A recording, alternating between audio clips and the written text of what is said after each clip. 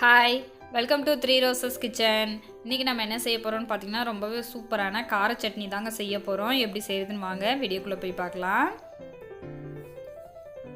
கார சட்னி செய்கிறதுக்கு முதல்ல ஒரு மிக்ஸி ஜார் எடுத்து வச்சுக்கலாங்க. அதில் நான் 5 மிளகாய் சேர்த்துருக்கேன். இது நல்ல காரம் வரைக்குங்க, அதனால் 5 சேர்த்துருக்கேன்.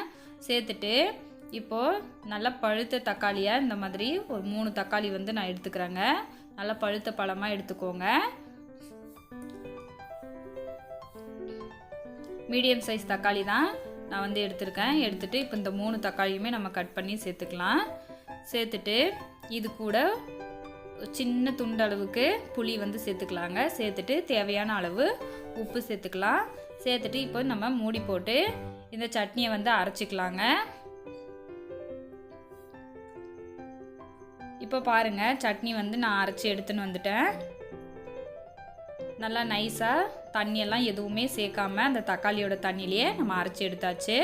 இப்போ சட்னியை தாளிச்சிக்கலாங்க. அதுக்காக ஸ்டவ் ஆன் பண்ணிட்டு கடாய் எடுத்துக்கோங்க. கடாய் சூடானதும் எண்ணெய் ஊற்றிக்கலாம். எண்ணெய் சூடானதும் கடுகு சேர்த்துக்கலாங்க. கடுகு பாருங்கள் நல்லா பொரிஞ்சு வருது. இந்த டைமில் வெந்தயம் 1/2 டேபிள் ஸ்பூன் சேர்த்துக்கலாம். இப்போ பாருங்கள் வெந்தயமே நல்லா பொரிஞ்சிருச்சு. நம்ம அரைச்சி வச்சுருக்கிற இந்த சட்னியை சேர்த்துக்கலாங்க. சேர்த்துட்டு இந்த எண்ணெயிலே நம்ம இந்த சட்னியை நல்லா வதக்கிக்கலாம்.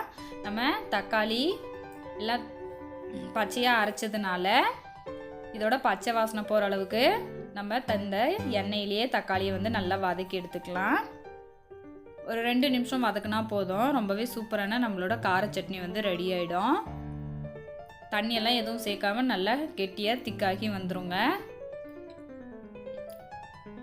நம்ம வச்சிருந்து சாப்பிடலாம். ரொம்பவே டேஸ்ட்டாக இருக்கும். அவ்வளோதான் பாருங்கள், நல்லாவே திக்காகி வந்துருச்சு. நம்மளோட சூப்பரான கார சட்னி எந்த அளவுக்கு அருமையாக ரெடி ஆகிடுச்சுன்னு பாருங்கள். ஃபஸ்ட் டைம் நம்ம சேனலை பார்க்குறதா இருந்தால் சேனலை சப்ஸ்கிரைப் பண்ணிக்கோங்க. மறக்காமல் லைக் பண்ணிட்டு உங்கள் ஃப்ரெண்ட்ஸ் அண்ட் ஃபேமிலி மெம்பர்ஸ்க்கு ஷேர் பண்ணிக்கோங்க. இப்போ இந்த தக்காளி சட்னி இட்லி, தோசை, சப்பாத்தி, பூரின்னு எல்லாத்துக்கூடவும் வச்சு சாப்பிடலாங்க. ரொம்பவே டேஸ்ட்டாக இருக்கும். நீங்கள் நார்மலாக செய்கிறதோட இந்த மாதிரி செஞ்சு பாருங்கள். இந்த டேஸ்ட்டை நீங்கள் மறக்கவே மாட்டீங்க. அவ்வளோ அட்டகாசமாக இருக்கும். கண்டிப்பாக நீங்களும் செஞ்சு பார்த்துட்டு உங்களோட கமெண்ட்டை சொல்லுங்கள். தேங்க்ஸ் ஃபார் வாட்சிங்.